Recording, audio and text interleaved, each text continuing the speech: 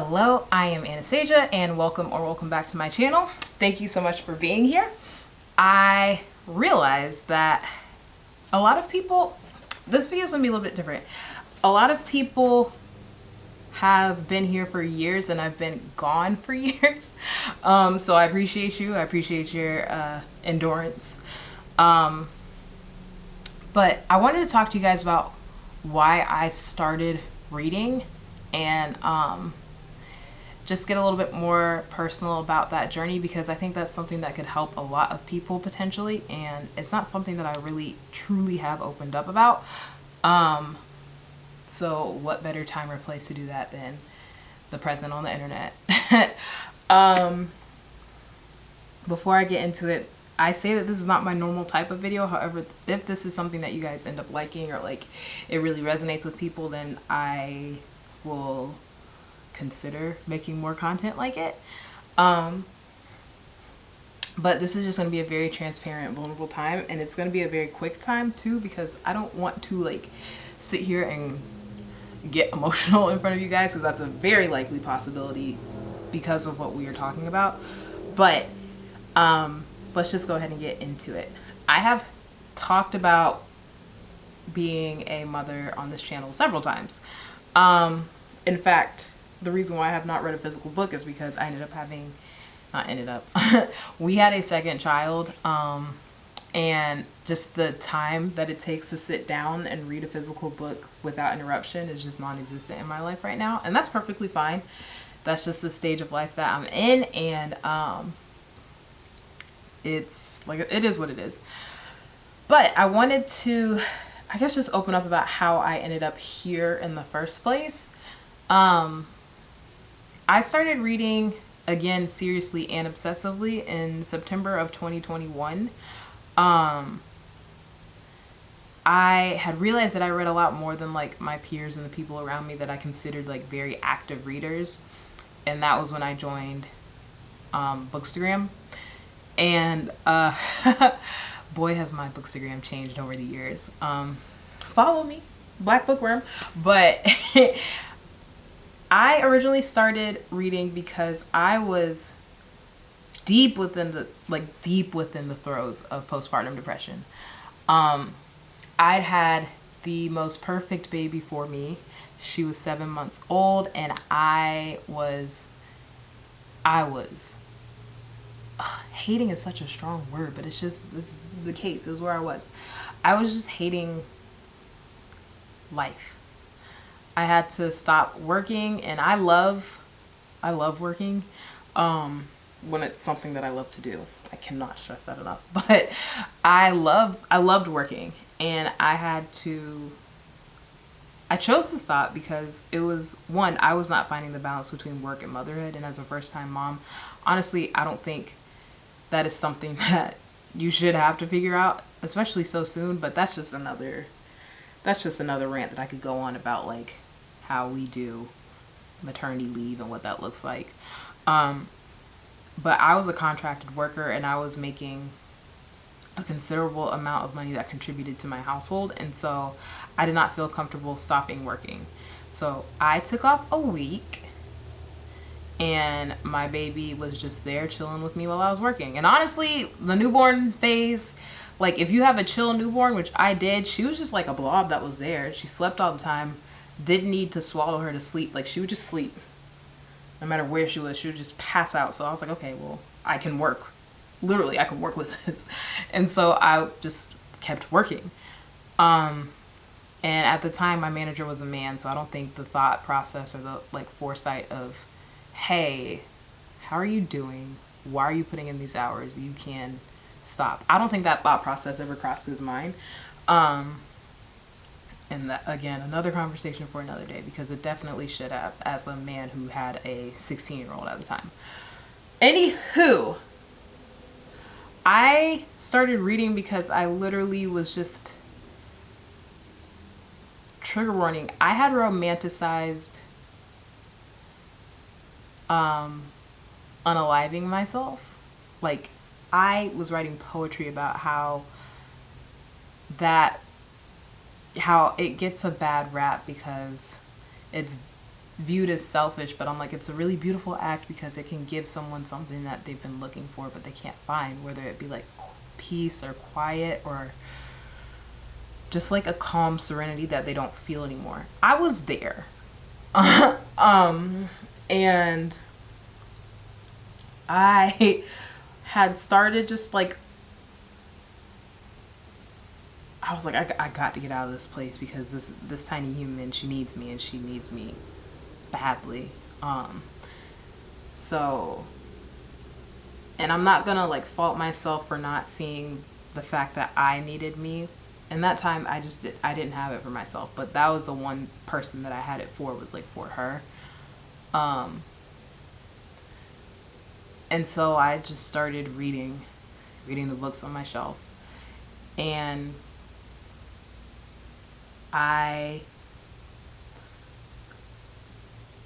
it was like my brain could focus on something that wasn't me, and a form of escapism, yes.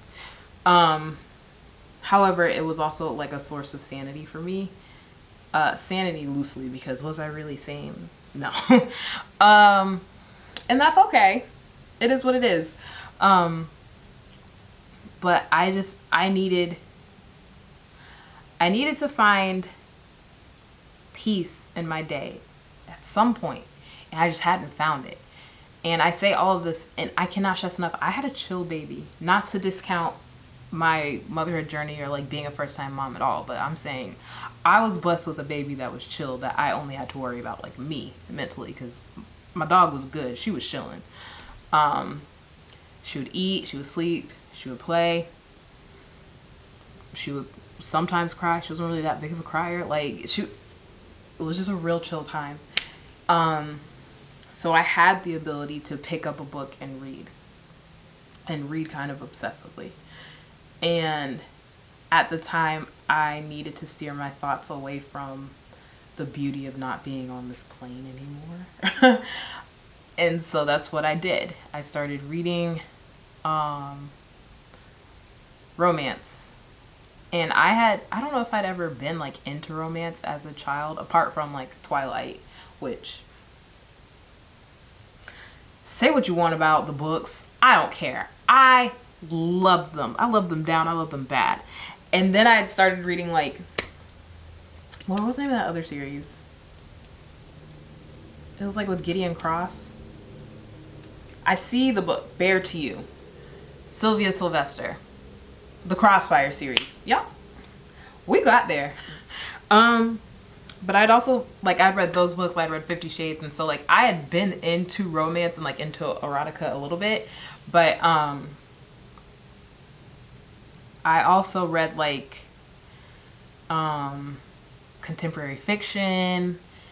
I forget the name of the book that I read when I was pregnant, but it was super depressing. And what's so funny is my brother-in-law told me that because I would send them texts, like, in my family group chat, like, oh, I finished another book, and he was like, you know, enjoy this time while you have it now, because you're not going to be able to read when you have kids, which is hilarious, because now I read more than I've ever read in my life. But I started reading romance again, and I started, like, reading about happily ever afters and what it looked like, and the mess of life that can happen in the midst of the beauty of a new love. Like, I desperately needed that. I didn't know at the time that I had postpartum depression. I didn't know that I'd had anxiety. I didn't know that I'd had postpartum rage. I didn't know that those things existed in me. I just knew that my mental chemistry was different. It was altered.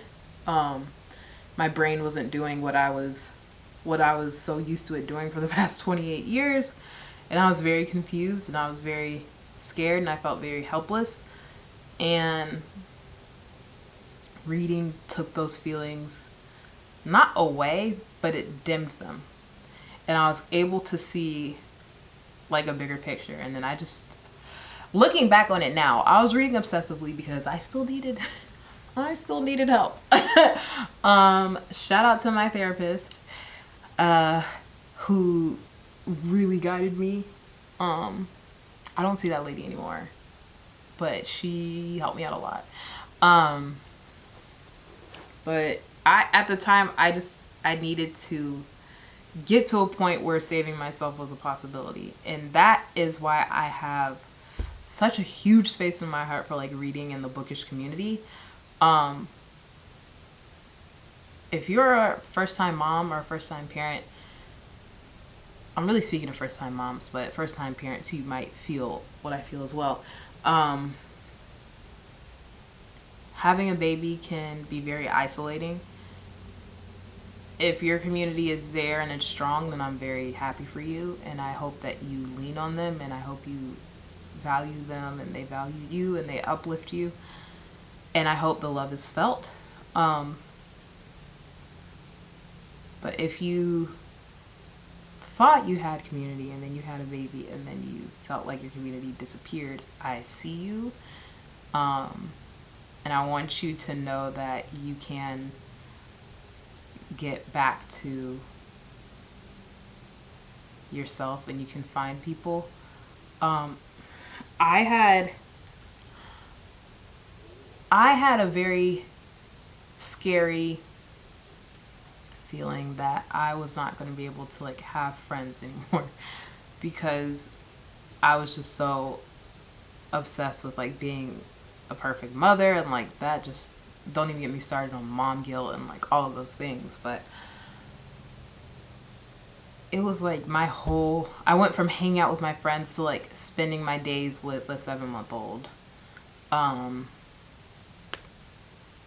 Well, a baby, she grew. Either way, I went from spending my days with adults to a baby / toddler to now she's a little girl. But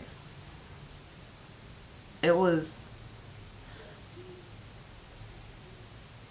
I don't know if you can hear my husband and my kids upstairs, but it was very difficult. And it was, I think there's a beauty in friendship, but there's a beauty in friendship when people see and understand that you are coming from a place of like chaos. Because parenthood is not just like cut and dry. You can try and make it as formulaic and predictable as possible, but you just have to be very flexible. And for friends to know, because I was like, I don't know how I'm gonna make friends again. Like, these were friends from college, from like the fraternity that I'm a part of.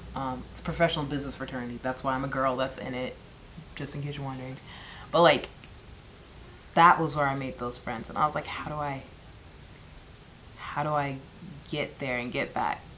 And a lot of it is also, was on me to just say, hey, this is what I've noticed, that y'all kind of disappeared on me, and this is how I'm feeling. And I didn't do that because confrontation, I did not know her at the time, so I was not going to do that. That wasn't an option for me. I didn't realize it was an option for me.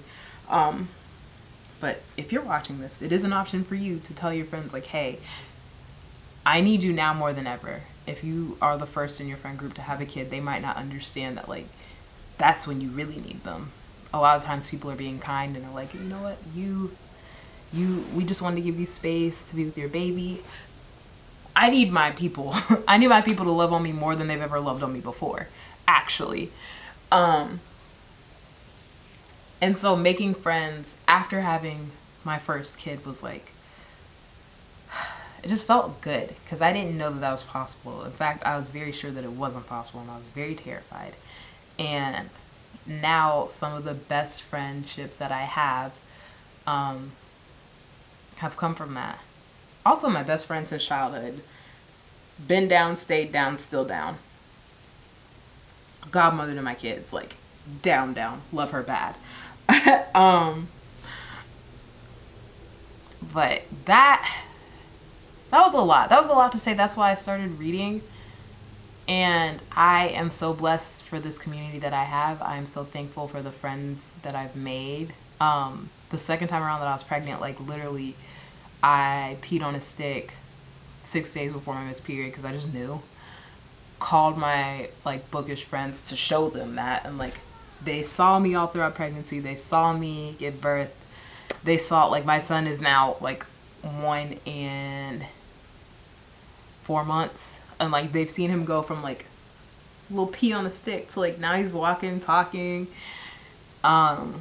And it's just a beautiful thing, because I didn't think that strangers on the internet or reading a book and posting about it on the internet would lead to like lifelong friendships. But it's just been very beautiful. There was beauty that was waiting outside of like a rough time. It's just kind of like, you know, like fall and spring and winter and like just seasons. It was just a hard season, but I was able to plant a strong foundation and grow a beautiful, beautiful community out of it. So I thank you guys for being here. When I talk to you guys about the books that I read and the things that I feel about the books that I read, please know that it's coming from a place of like gratitude, because 4 years ago I didn't see myself here. And so to now just be able to feel love through books, experience love, experience like heartbreak, and share it with people in a community, and they feel it and just love on each other and support and uplift and care for each other. It's just a very beautiful thing that has led me to here. So thank you for watching. Thank you for being here. If you like this kind of video, let me know in the comments. Like I said, this was not something that I plan to like keep doing over and over and over, but it is what it is. You get one. If all else fails, you got one out of me. Don't forget to like and share, subscribe, and also click that notification button, because we're a lot more regular-esque. You're getting videos like once a week, but you know, when throughout the week, we don't know. We don't know. Just like in parenthood, just be flexible. There's some predictability there, but be flexible with it. But thank you so much for being here. I don't even know if I said I'm Anastasia the Black Bookworm. Anywho, that's who I am. And I will catch you next time. Bye. Do I need a thumbnail?